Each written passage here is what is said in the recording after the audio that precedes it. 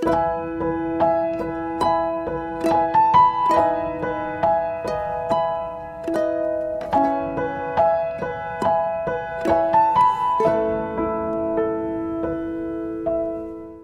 mari kita berdoa. Tuhan, terima kasih mengucap syukur buat malam yang indah. Kami percaya Tuhan, kami berkumpul pada malam hari ini Tuhan, bukan sekedar hanya rutinitas, tapi kami tahu bahwa firman Tuhan akan mengubahkan hidup kami, dan bahkan ini komitmen kami Tuhan, kami mau hidup dikuasai firman. Roh Kudus yang bekerja, Roh Kudus yang tercurah atas setiap kehidupan kami, dan Roh Kudus yang memberikan penerangan kepada setiap kami. Dalam nama Tuhan Yesus kami berdoa, kita sama-sama katakan, amin. Shalom Bapak Ibu yang dikasih Tuhan, buka bersama-sama saya di 2 Petrus pasal yang ketiga, ayatnya yang ke-17 sampai ayat yang ke-18. 2 Petrus 3, ayat 17 sampai 18. Firman Tuhan katakan begini, tetapi kamu saudara-saudaraku yang kekasih, kamu telah mengetahui hal ini sebelumnya. Karena itu, waspadalah supaya kamu jangan terseret ke dalam kesesatan orang-orang yang tak mengenal hukum, dan jangan kehilangan peganganmu yang teguh. Tetapi bertumbuhlah dalam kasih karunia, dan dalam pengenalan akan Tuhan, dan Juru Selamat kita, Yesus Kristus. Baginya kemuliaan sekarang dan sampai selama-lamanya. Ayat ini dengan jelas mengatakan bahwa kalau tidak mau tersesat dan kehilangan pegangan, kita harus bertumbuh di dalam kasih karunia. Bertumbuhnya bukan di dalam pengertian yang lain, tetapi di dalam kasih karunia. Bertumbuh di dalam pengajaran Kristus, bertumbuh di dalam kasih karunia, itu yang dimaksudkan. Petrus yang menulis kitab ini mengalami bagaimana kasih karunia Tuhan, wajah Kristus yang penuh dengan kemuliaan, dinyatakan lewat semua kasih yang diberikan kepada dia yang tadinya menyangkal Yesus. Dengan rasa bersalah yang luar biasa, justru Yesus kembali kepada dia dan menanyakan dan justru memberitahu kepada dia bahwa kasihnya tidak pernah pudar. Bahkan akhirnya Petrus yang tadinya pengecut, ketika mengalami kasih karunia Tuhan, bertumbuh di dalam kasih karunia Tuhan, menggegerkan dunia dengan Injil, dan akhirnya ribuan orang bertobat. Bahkan ketika dia mau dihukum mati, dia bahkan katakan kepada tentara di bawah kepemerintahan Nero di Roma, dia katakan, salibkan saya terbalik. Saya tidak layak disalibkan seperti Kristus saya. Bahkan kematian ditantang sama dia. Seseorang yang mengalami perubahan drastis dalam hidupnya, yang akhirnya memberikan justru kehidupannya total untuk Tuhan. Petrus adalah salah satu pilar daripada gereja mula-mula yang didirikan pada saat itu. Dalam 2 tahun terakhir ini, keabsahan iman seseorang terlihat. Keaslian iman seseorang terlihat ketika terjadi sebuah perubahan yang sangat drastis dalam kehidupan atau tatanan kehidupan manusia selama 2 tahun terakhir ini. Itu sebabnya saya melihat orang-orang Kristen yang selama ini mendapatkan pengajaran yang benar, mereka bertahan. Orang-orang yang tidak mendapatkan pengajaran benar dan tidak mau atau menolak mendapatkan pengajaran yang benar, mereka berjatuhan. Bahkan hamba Tuhan pun berjatuhan.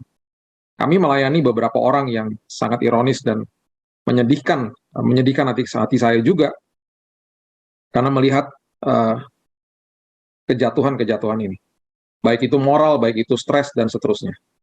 Bahkan ada yang mengatakan, saya sudah tidak tahu lagi panggilan hidup saya, padahal ini hamba Tuhan. Dan ini semuanya karena tekanan-tekanan yang terjadi di dalam 2 tahun terakhir ini. Jadi, ketika kita tidak bertumbuh di dalam kasih karunia Tuhan, akhirnya seringkali kita mereduksi Tuhan sebagai sosok dewa, dan akhirnya kita bertransaksi dengan Tuhan. Kenapa seperti itu? Karena gini, anak kecil itu gampang sekali terhilang. Anak kecil gampang sekali melepaskan pegangan orang tuanya. Dulu anak saya yang pertama, sekarang dia sudah 22 tahun ya, tapi waktu dia masih kecil, dia salah satu anak yang sangat aktif. Dan bahkan kami nggak bisa meleng sedikit, kalau dia melepaskan genggaman tangan kami ada di tempat ramai, itu anak bisa hilang. Anak saya sudah terkenal untuk tiba-tiba hilang, dan kami mendengar panggilan dari meja informasi di sebuah mall, dan dia yang ke sana sendiri, dia panggil nama saya atau nama mamanya, dan kami ke sana untuk mencari dia. Dan dia sudah duduk di atas meja informasi karena dia hilang. Dia menghilangkan dirinya sendiri. Jadi itulah anak kecil. Anak kecil melepaskan pegangan dan gampang tersesat. Bahkan ada satu waktu di mana dia sudah mulai mengerti untuk menggunakan taksi, dia naik taksi pulang. Dan itu cukup mengerikan, sebuah pengalaman yang tiba-tiba dia telepon dari rumah, dia bilang, "Dedi, saya udah di rumah." Kaget saya, karena memang dia hilang.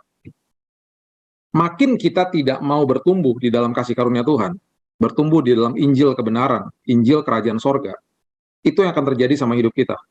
Dan akhirnya kita akan melihat hal-hal yang diberitahu oleh firman Tuhan, itu akhirnya menjadi sebuah kebodohan bagi kita. Nanti sebentar kita bahas. Kita baca dulu bersama-sama di Amsal pasal yang ke-20, ayat yang ke-5.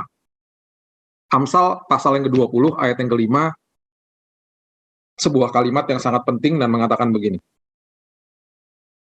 Rancangan di dalam hati manusia itu seperti air yang dalam, tetapi orang yang pandai tahu menimbanya. Rancangan itu adalah, bahasa aslinya adalah etsah. Rancangan itu berarti ketetapan Tuhan. Rancangan itu adalah pedoman, kebijaksanaan Tuhan. Ya, itu arti daripada kata etsah. Kemudian kita baca seterusnya dikatakan di dalam hati manusia. Jadi rancangan Tuhan itu ada di dalam hati manusia seperti air yang dalam. Jadi ketika kita menerima Yesus sebagai juru selamat, semua rancangan Tuhan, semua atribut nilai sorgawi sudah diletakkan di dalam kehidupan manusia. Kemudian dikatakan begini, orang yang pandai itu tahu menimbanya. Orang yang pandai tahu menimbanya. Orang yang pandai itu tahu bagaimana mengambil kebenaran itu, dibawa ke permukaan, dan kemudian melakukan firman Tuhan. Itu maksudnya. Nah, kata menimba artinya dalah, ya bahasa aslinya, dan itu artinya letterlek, sama seperti yang kita menimba sesuatu dari dalam. Yang sangat menarik adalah kata pandai. Kata pandai itu bahasa aslinya adalah tabun.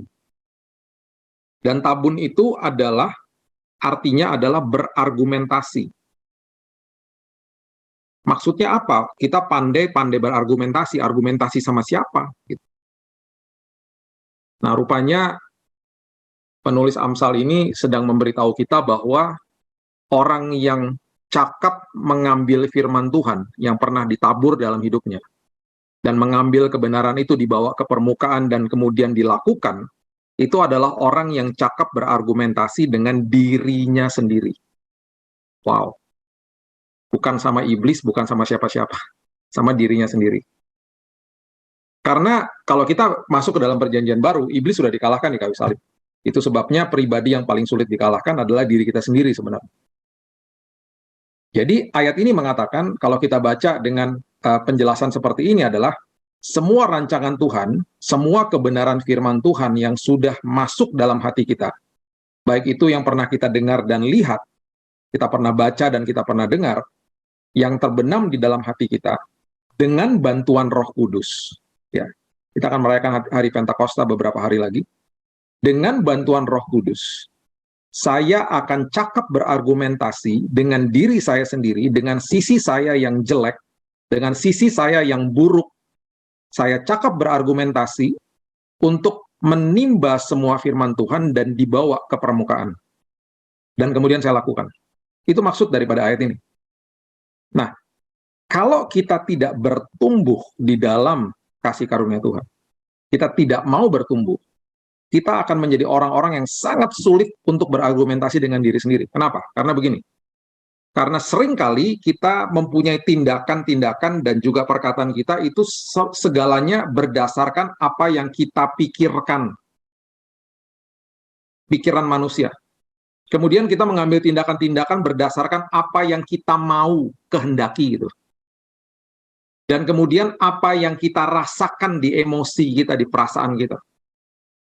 Kita akhirnya lupa dan tidak berpikir bahwa yang saya harus ambil tindakan itu adalah, keputusan itu adalah berdasarkan apa yang Tuhan pikirkan, apa yang Tuhan rasakan, dan apa yang maunya Tuhan. Itu sebabnya akhirnya daging menguasai kehidupan. Padahal kita tahu bahwa jiwa kita ini yang terdiri dari pikiran, emosi, perasaan, kehendak, dan seterusnya itu sudah penuh dengan sampah selama kita hidup. Contoh ya, contohnya gini, saya bertobat tahun 98. Waktu saya bertobat tahun 98 itu, seumur hidup saya sampai ke tahun 98, itu saya bergerak di dalam kemauan diri sendiri. Dan saya memasukkan banyak hal-hal dunia ke dalam pikiran dan hati saya. Berarti berarti jiwa saya ini udah penuh sampah. Waktu saya lahir baru, yang lahir baru rohnya, bukan jiwa dan tubuh. Ya, jiwa sama tubuhnya nanti dapat tubuh kemuliaan, jiwanya sedang in progress. Roma 12 ayat 1, pembaharuan budi itu kan terjadi setiap hari. Jadi roh saya yang lahir baru, sepertiga daripada saya lahir baru. Kemudian di roh itu, di 2 Korintus 3 dikatakan semua diberikan sama Tuhan di dalam roh. Ada kasih, ada kekudusan, semua dikasih sama Tuhan, ada iman, dan seterusnya. Saya harus mengambil keputusan untuk berargumentasi sama diri saya sendiri, untuk terus kasih makan roh saya sama kebenaran firman. Kalau tidak, lambat laun walaupun sudah terima Yesus, tetap aja mengambil keputusannya dengan cara dunia.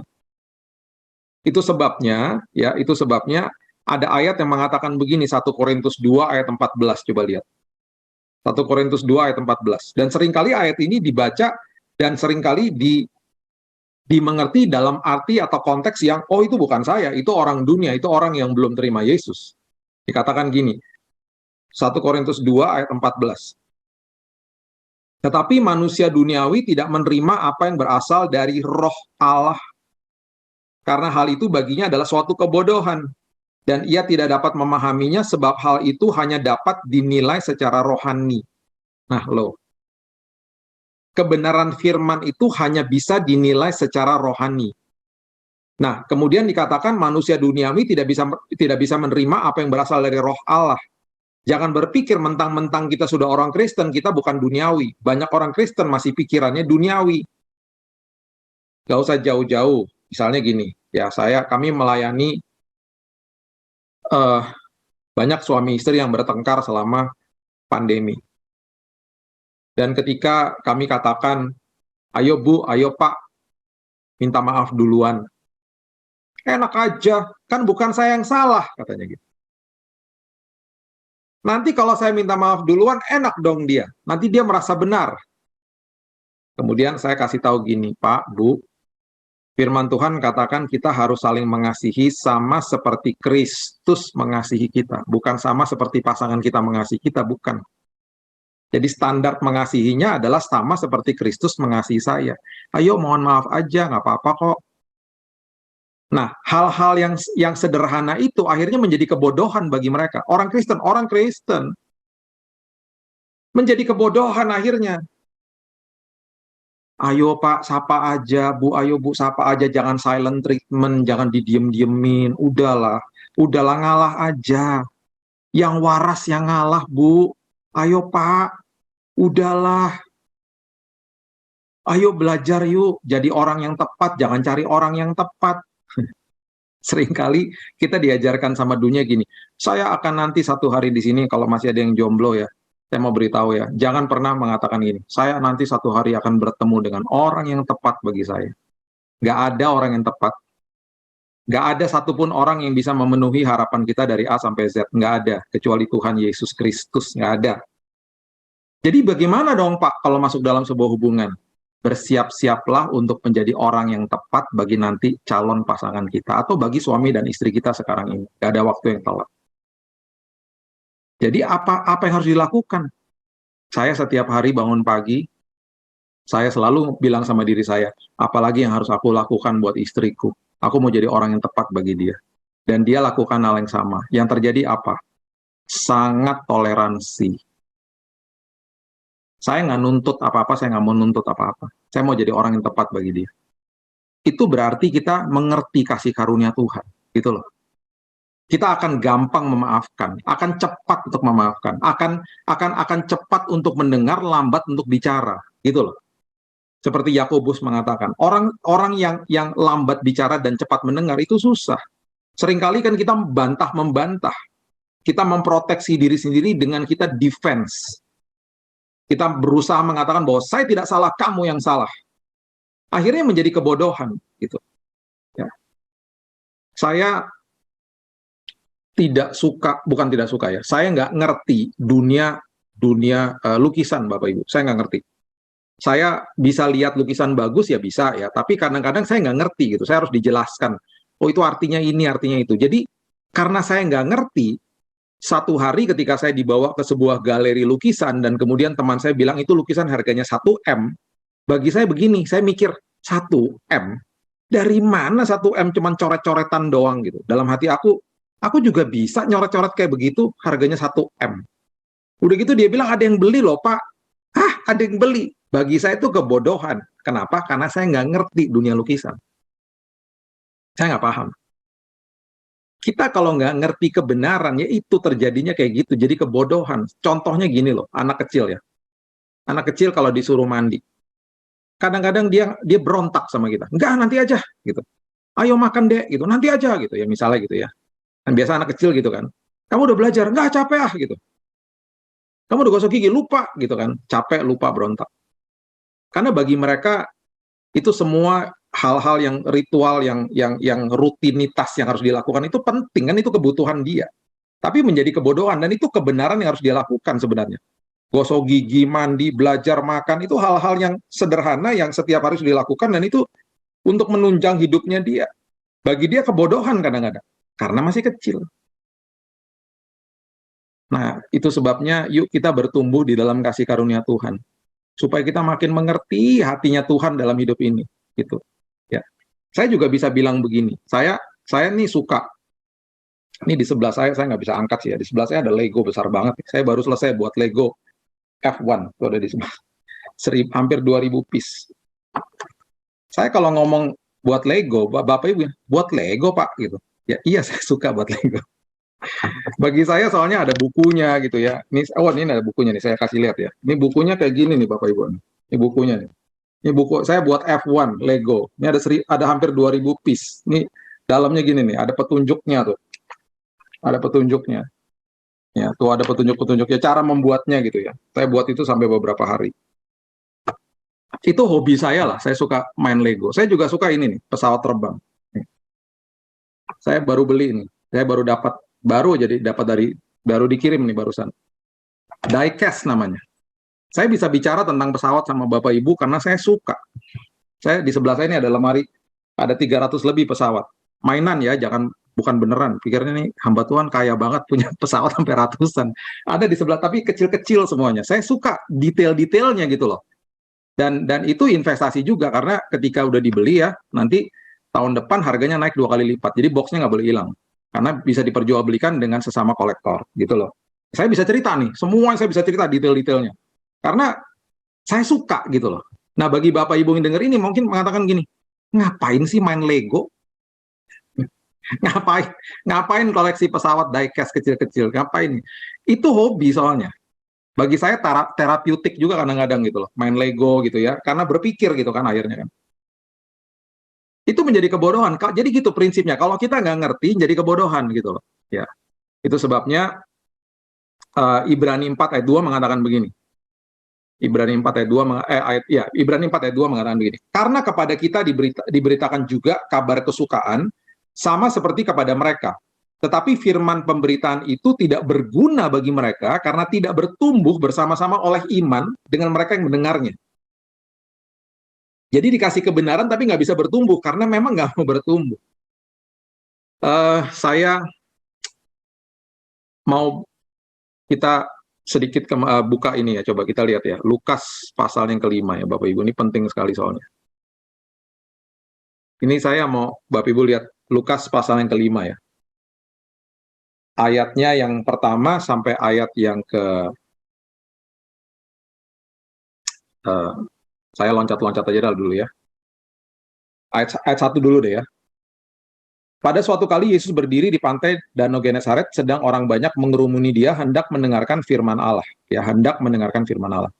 Ia melihat 2 perahu di tepi pantai, ayat kedua, nelayannya telah turun dan sedang membasuh jalannya. Ia naik ke dalam salah satu perahu itu, yaitu perahu Simon, menyuruh dia supaya menolakkannya perahunya sedikit jauh dari pantai, lalu ia duduk dan mengajar orang banyak dari atas perahu. Setelah selesai berbicara, ia berkata kepada Simon, "Bertolaklah ke tempat yang dalam dan tebarkanlah jalamu untuk menangkap ikan." Ini firman Tuhan ya. Ya, jadi Yesus nih yang bicara. Sama seperti kita dengerin firman Tuhan, ya. Kemudian Simon menjawab, "Guru, telah sepanjang malam kami bekerja keras, kami tidak menangkap apa-apa, tetapi karena engkau menyuruhnya, aku akan menebarkan jala juga."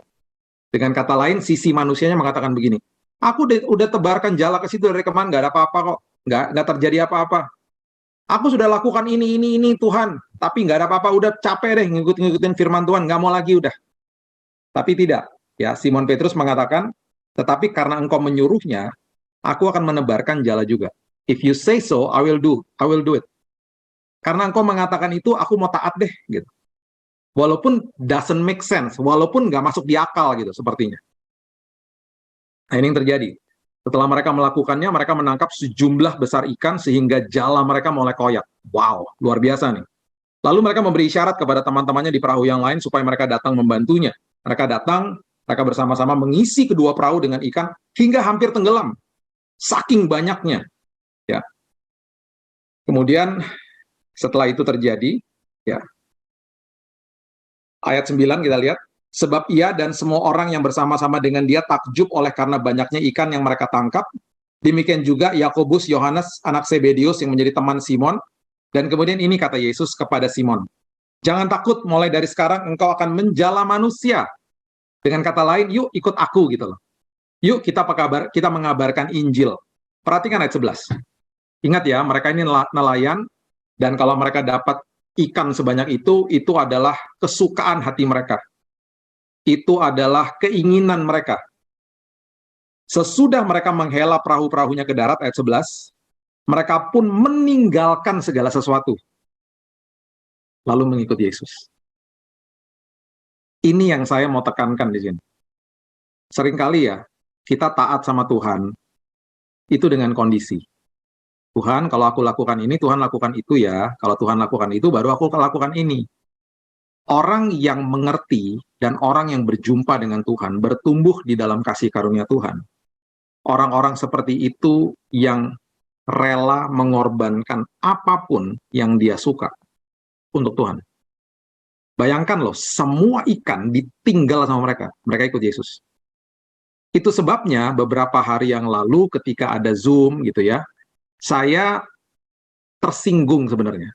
Bukan tersinggung karena saya, bukan. Saya tersinggung atas nama Tuhan. Karena saya merasa Tuhan saya direduksi jadi dewa.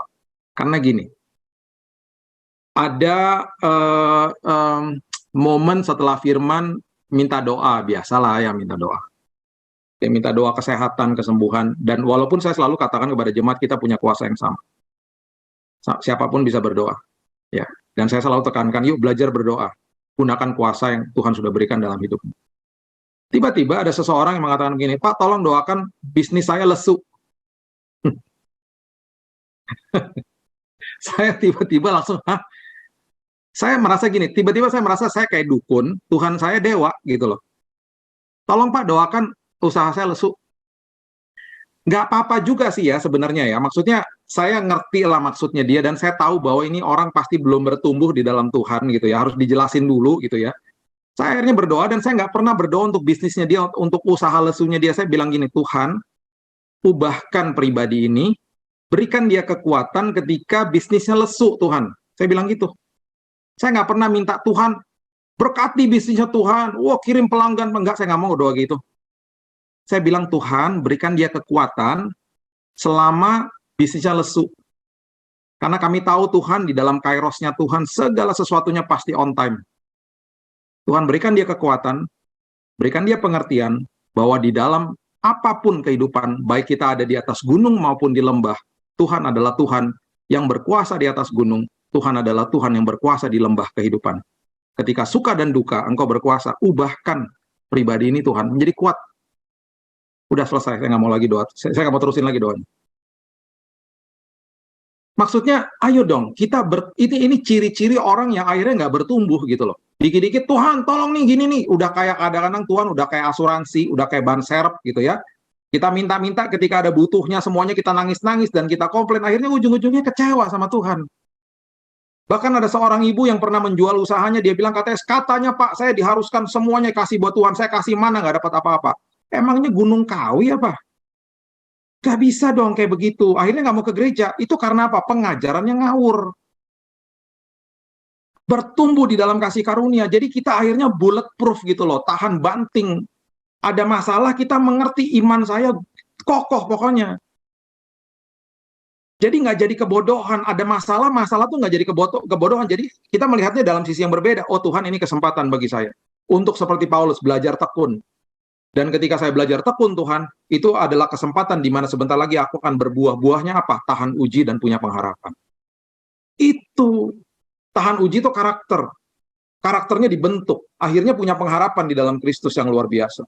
Harusnya kita malu. Lukas menulis ya, Dr. Lukas ini menulis di Lukas 2 ayat 52. Dikatakan begini. Yesus makin bertambah besar dan bertambah hikmatnya dan besarnya dan makin dikasih oleh Allah dan manusia. Lukas lagi memberitahu bahwa secara fisik Yesus bertumbuh dan juga hikmatnya bertumbuh. Yesus yang 100% manusia dan 100% Tuhan menjalankan semua proses yang manusia lakukan dan jalani dalam hidup ini, sama seperti kita. Dia pun bertumbuh di dalam hikmat. Jadi itu yang harus jadi pedoman dalam hidup ini. Nah, ini yang saya selalu suka dan saya selalu doakan setiap pagi. Saya keluarkan doa ini dalam roh saya dan di mulut saya utarakan seperti yang Daud katakan di Mazmur 131 ayat 1 dan 2. Mazmur 131 ayat 1 dan 2 mengatakan begini. Sesungguhnya aku telah menenangkan dan mendiamkan jiwaku. Daud ngomong begitu sama jiwanya sendiri. Aku tenangkan dan mendiamkan jiwaku. Kenapa jiwaku penuh sampah soalnya? Jiwa kita penuh sampah karena apa yang kita dengar dan kita lihat selama ini banyak hal-hal yang buruk-buruk. Seperti anak yang disapih berbaring dekat ibunya. Ya, seperti anak yang disapih jiwaku dalam diriku. Kata disapih itu maksudnya melepaskan diri dari ketergantungan sama susu. Daud katakan, aku mendiamkan jiwaku. Aku menenangkan jiwaku. Aku nggak mau lagi minum susu, aku mau makin dewasa.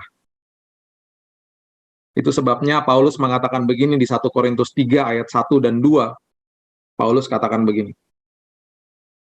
Dan aku, saudara-saudara, pada waktu itu tidak dapat berbicara dengan kamu seperti dengan manusia rohani, tetapi hanya dengan manusia duniawi yang belum dewasa dalam Kristus.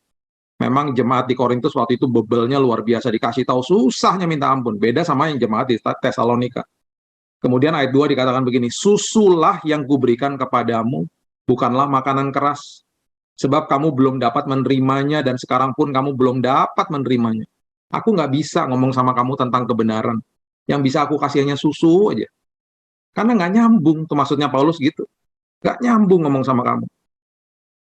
Jadi, Bapak Ibu yang dikasih Tuhan, yuk sama-sama. Saya juga bukannya ngomong begini berarti saya, udah paling hebat, udah nggak perlu. Enggak, semuanya kita bertumbuh. Saya pun bertumbuh. Dan saya mau bertumbuh terus di dalam Tuhan sampai Yesus datang, karena nggak akan ada stopnya. Sekolah kehidupan berjalan terus, gitu ya. Ibrani 5 ayat 13 mengatakan, sebab barang siapa masih memerlukan susu, ia tidak dapat memahami ajaran tentang kebenaran. Sebab ia adalah anak kecil. Jelas sekali, barang siapa masih memerlukan susu, tidak memahami ajaran tentang kebenaran. Sebab ia adalah anak kecil. Ya, jadi mari kita bertumbuh supaya kita tidak kehilangan pegangan, supaya kita juga tidak tersesat hidup kita, gitu ya. Supaya kita terus bertumbuh di dalam Tuhan. Pengertian yang terakhir saya mau bagikan, coba kita baca sama-sama di Kejadian pasal yang ketiga ayat yang ke-10. Yang dimaksudkan dengan pertumbuhan di dalam kasih karunia, kira-kira begini ya. Waktu manusia pertama kali jatuh dalam dosa, ini yang terjadi. Manusia ketakutan sama Tuhan. Kejadian 3 ayat 10. Ia menjawab, ketika aku mendengar bahwa engkau ada dalam taman ini, aku menjadi takut karena aku telanjang. Sebab itu aku bersembunyi. Ya, aku telanjang, kemudian aku bersembunyi. Ya, jadi manusia ketakutan sama Tuhan pada awalnya. Nah, di Ibrani pasal yang keempat, ayat yang ke-12, itu firman Tuhan mengatakan sesuatu yang sebaliknya. Semua yang ada di perjanjian lama ketika masuk dalam perjanjian baru, berubah menjadi kasih karunia Tuhan. Ya ingat, kasih karunia Tuhan bukan tiket buat dosa, kasih karunia Tuhan itu mendidik, firman Tuhan katakan. Ibrani 4 ayat 12 mengatakan, sebab firman Allah hidup dan kuat, dan lebih tajam daripada pedang bermata dua manapun. Ia menusuk amat dalam, memisahkan jiwa dan roh. Nah ini yang dari tadi kita bahas, firman Tuhan itu memisahkan jiwa sama roh. Memisahkan sampah yang ada di dalam jiwa, dan roh yang memiliki kebenaran firman. Itu sebabnya setiap hari harus bilang, Tuhan aku menenangkan jiwaku. Aku menenangkan jiwaku. Aku mendiamkan jiwaku. Aku mau menyapih dari ketergantungan sama susu. Supaya aku bertumbuh di dalam kasih karunia Tuhan. Menjadi manusia yang lebih dewasa di dalam Tuhan. Dan kemudian dengan itu ketika kita lakukan, bahkan sama seperti murid-murid Yesus. Tangkapan ikannya ditinggalin ikut Yesus semuanya. Itu namanya ketaatan tanpa kondisi sama Tuhan. Apapun yang terjadi, aku tahu Tuhan, Engkau selalu baik dan akan selalu baik dalam hidupku. Walaupun aku nggak bisa lihat sekarang, Engkau selalu baik dan Engkau merangkaikan segala sesuatu, bukan satu hal saja. Dia adalah pakarnya untuk merangkaikan segala sesuatu, mendatangkan kebaikan bagi kita. Kemudian dikatakan sendi-sendi dan sumsum, ia sanggup membedakan pertimbangan dan pikiran hati kita. Perhatikan ayat yang ke-13. Tidak ada suatu makhluk pun yang tersembunyi di hadapannya, sebab segala sesuatu telanjang dan terbuka di depan mata Dia, yang kepadanya kita harus memberikan pertanggungan jawab. Telanjang itu artinya trakelizo. Trakelizo itu berarti terbuka dan kelihatan sampai ke dalam-dalamannya. Dengan kata lain, firman Tuhan itu justru akan membuka isi hati kita. Kalau kita mengerti kebenaran, kita mau belajar kebenaran. Akan menginsafkan kita, bukan menuduh kita. Roh Kudus itu menginsafkan, iblis menuduh. Tidak ada lagi penuduhan, tidak ada lagi penghakiman, there is no condemnation, Roma 8 ayat 1. Penghakiman nanti penghakiman terakhir ketika kita ada di surga. Saat ini tidak ada penghakiman. Yang ada kasih karunia Tuhan. Tuhan memberikan terus kesempatan demi kesempatan untuk kita terus kembali kepada Tuhan. Ya. Jadi patut kita mengerti bahwa itulah pertemuan di dalam kasih karunia. Analoginya kira-kira begini. Kira-kira begini. Ini yang pernah saya lakukan kepada kedua anak saya. Kalau di sini masih ada orang tua yang anaknya masih usia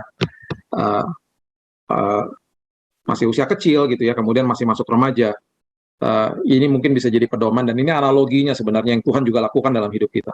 Ketika kedua anak saya dulu berbuat nakal, dan pastinya semua anak berbuat sesuatu yang salah udah pastilah. Saya dan istri saya memiliki sebuah metode di mana ketika mereka berbuat salah, yang saya lakukan adalah sederhana. Saya tidak akan tunjuk begini, saya akan rangkul. Rangkul. Nunjuk itu berarti hukum Taurat, rangkul itu kasih karunia. Metodenya begitu, biar Bapak Ibu mengerti dan ingat. Ya. Nunjuk itu biasanya begini. Kamu tuh, kenapa kamu begini-begini? Bahkan suka sering-sering orang tua katakan begini. Anak siapa kamu? Anaknya bingung ya, anaknya kamu lah. Kok nanya sama saya anaknya siapa?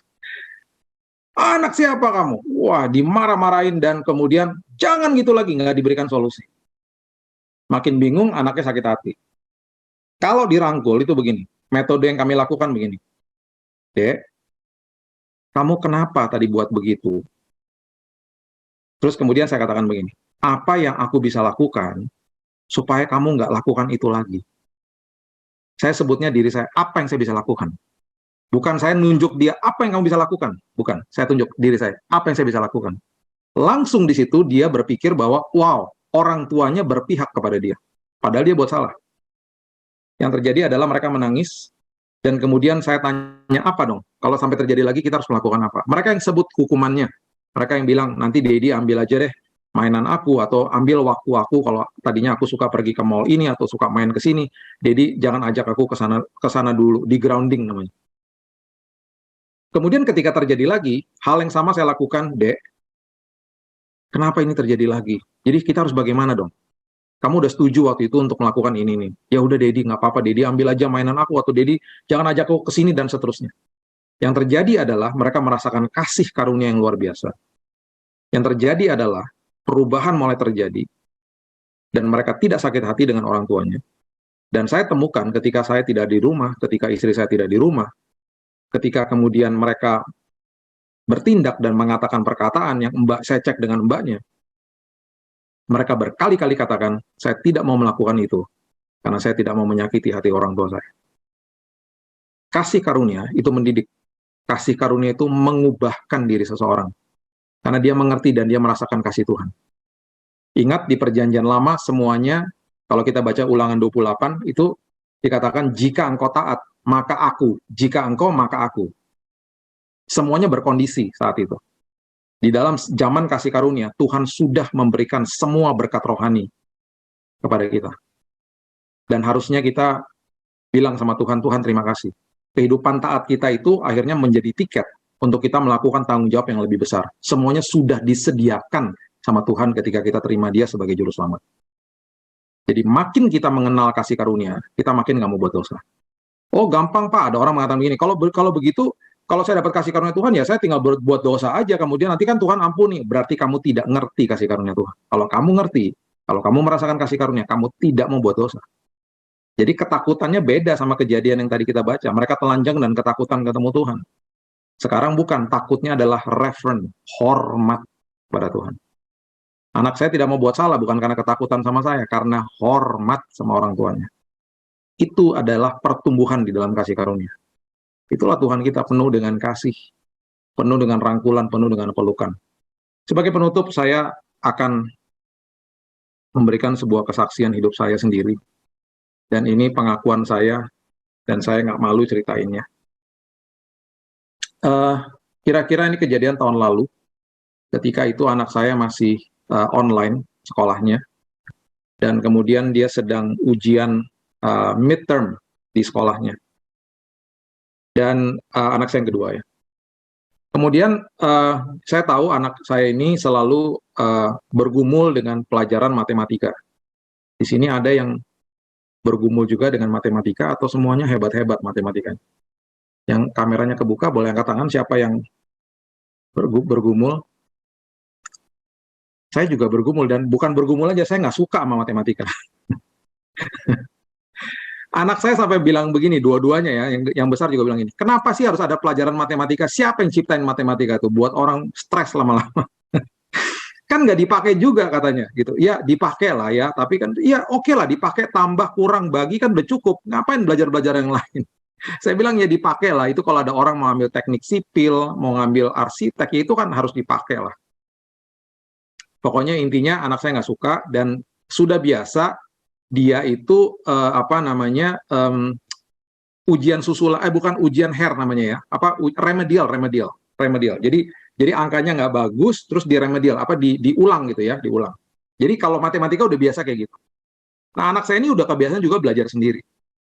Dan beberapa kali kalau remedial, kalau di ujian ulang itu ketika dia pertamanya gagal dan ujian diulang, itu selalu angkanya pas lah, bisa lulus gitu ya. Nah, waktu tahun lalu itu masih online, dia dapat angkanya itu 58,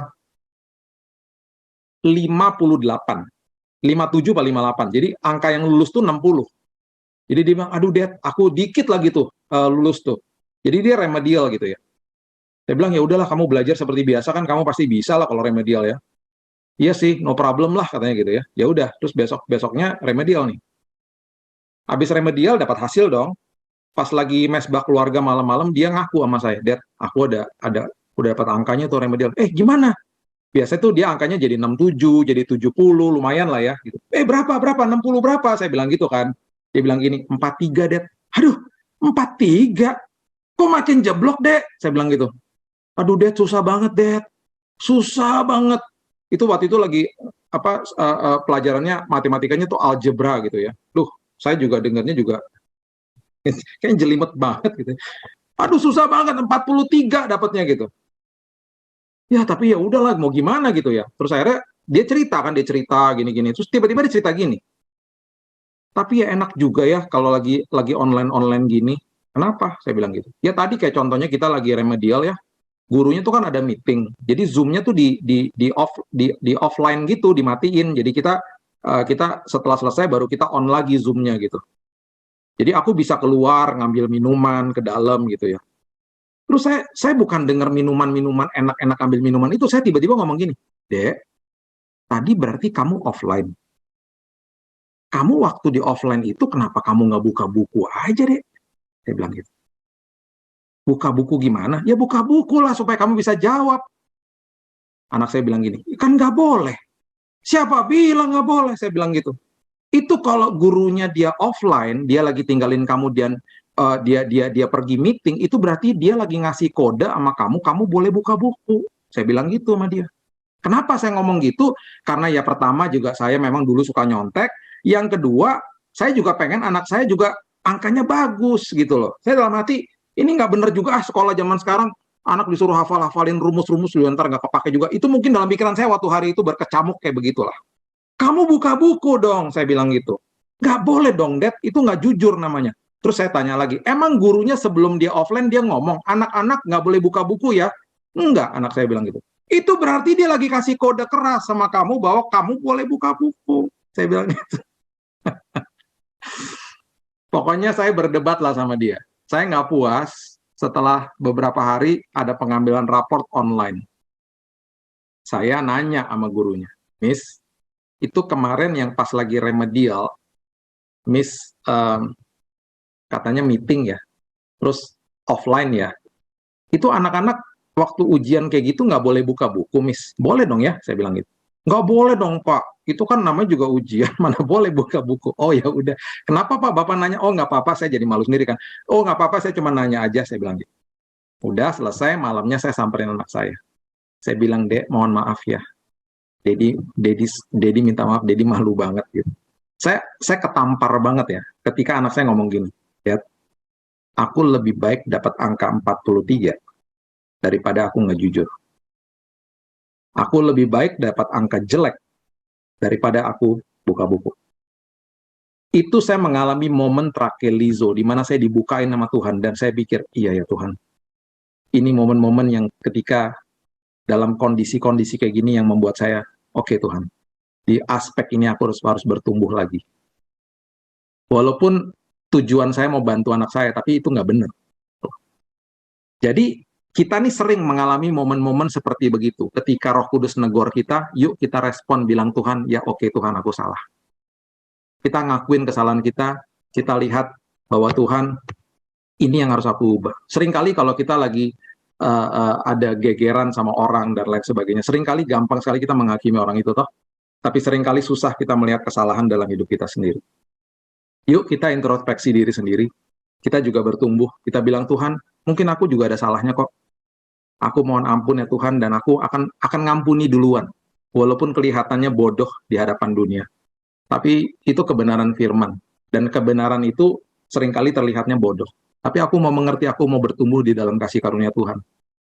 Dan ketika aku bertumbuh di dalam kasih karunia Tuhan, aku menjadi pribadi yang tidak gampang tersesat dan tidak pernah kehilangan pegangan. Karena Tuhan penuh dengan kasih sayang, dan aku akan bertumbuh menjadi orang-orang yang akhirnya mendapatkan tanggung jawab yang lebih besar lagi yang Tuhan akan titipkan dalam hidup. Mari kita berdoa. Bapak terima kasih, mengucap syukur buat malam yang indah ini. Kamu mau stop sampai di sini, tapi firman Tuhan terus berkumandang di hati kami. Terima kasih Bapak, ini komitmen kami mau bertumbuh di dalam Tuhan. Kami nggak mau kehilangan pegangan, kami nggak mau tersesat Tuhan. Itu sebabnya kami mau bertumbuh di dalam kasih karunia Tuhan. Tuhan koreksi terus kami, Roh Kudus. Ketika Engkau mengoreksi kami tahu itu bukan tuduhan. Kalau itu sampai tuduhan, itu berarti bukan dari Tuhan. Engkau menginsafkan kami dengan kasih-Mu yang luar biasa. Dan justru ketika kami mengalami kasih Tuhan, kami nggak mau lagi berbuat salah. Terima kasih Bapak. Tunjukkan kepada kami bahwa kebenaran itu sesuatu yang hakiki, sesuatu yang luar biasa, dan itu bukan menjadi kebodohan bagi kami. Banyak sekali hal-hal itu yang berlawanan dengan nilai dunia. Itu sebabnya Tuhan tolong kami, Roh Kudus yang telah tercurah bagi kami, berikan kami pimpinan, berikan kami hikmat, untuk senantiasa melakukan firman Tuhan. Hanya di dalam satu nama yang indah, Yesus Kristus, Tuhan dan Juru Selamat kami sudah berdoa, kita sama-sama katakan, amin. Kita serahkan kembali.